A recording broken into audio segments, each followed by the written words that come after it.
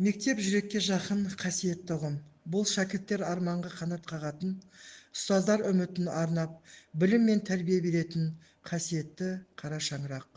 Осы мектеп қабырғасында әр бала алғашқы әріптерді танып, сандарды санауды үйренеді.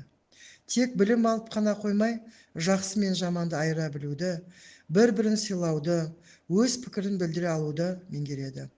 Біз осы жолда балалардың бойына адамгершілік қасиеттерді дарытып, болашағына бағыт сілтеуге бар күш-жігерімізді жасаймыз. Мектеп бұл өмірдің кішкентай моделі. Онда қуаныш та, қиындық та, табыс пен жеңіліс те қатар жүреді. Бірақ сол сәттердің барлығы шәкірттің тұлға болып қалыптасуына үлкен әсер етеді. Атындағы орта мектебінің директоры Тұрсынбеков Айдар Сарымырза тарих сонау тереңнен басталатын ITDB атындағы орта мектебінің қазіргі таңда 476 оқушы білім алуда. Мектеп 2 ауысымда жұмыс жасайды.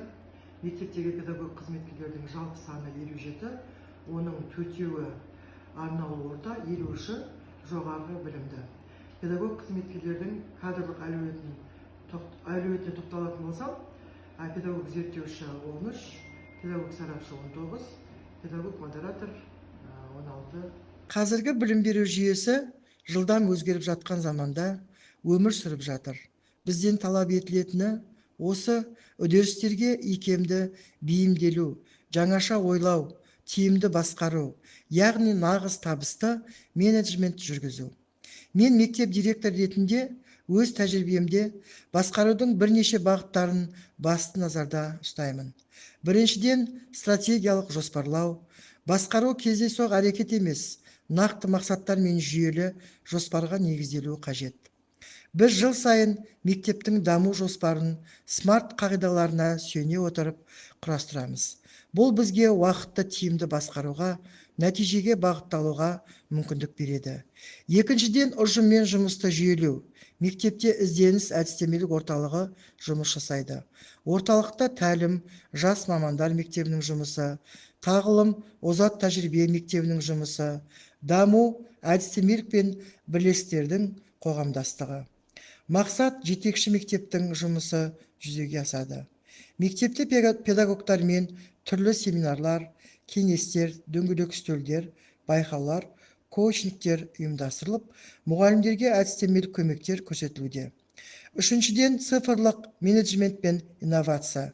Мемлекетіміздің келешек экономикалық, әлеуметтік, рухани даму нәтижелері өрлеуі мен өркендеуі болашақ білімді ұрпақты тәрбиелеуші мектепке байланысты.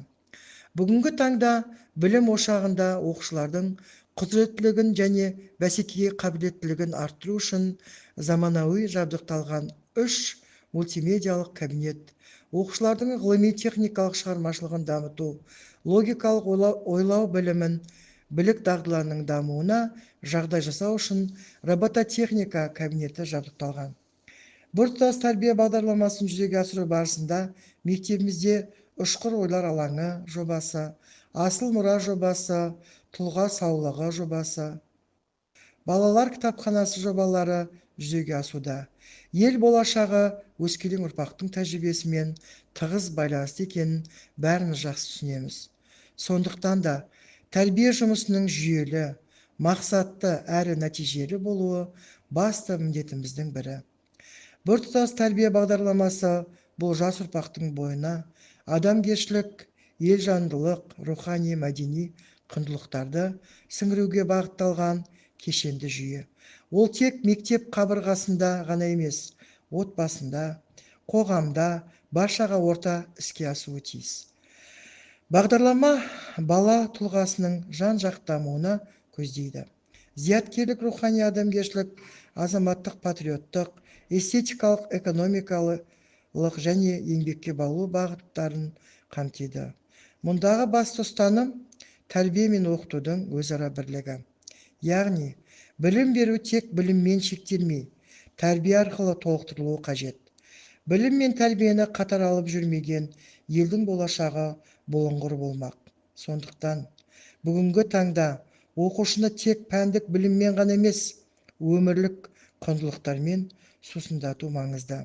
Кітап оқу тек ақпарат алу ғана емес, бұл адамның ішкі әлемін тәрбиелеу, ой өрісін кеңейту, тіл байлығын арттыру мен дүниетанымын қалыптастырудың ең сенімді жолы. Әсіресе қазіргі жылдам ақпарат дәуірінде адамның назарын шашататын факторлар көбейген сайын терең ойға жетелейтін, сабырға үйрететін кітап оқу дағдарысы бұрынғыдан да маңызды бола түсті.